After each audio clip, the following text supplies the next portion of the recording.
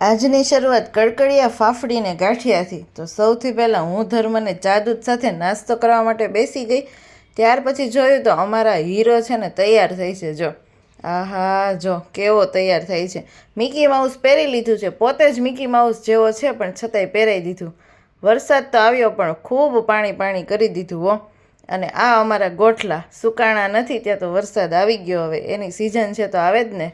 ચા બનાવવા મૂકી દીધો ને નીલને જવું છે વરસાદમાં સાયકલ ચલાવવા। અને આ મરચાં એટલા મસ્ત છે ને કે જોઈને એમ થાય કે ભજીયા બનાવીને ખાઈ જ લઈએ। અને આ બંનેને મેં જોયું કે અહીંયા ડોકા કેમ કાઢે છે। જોયું તો નીચે દાદા ઊભા હતા એટલે બંને ડોકા કાઢતા હતા।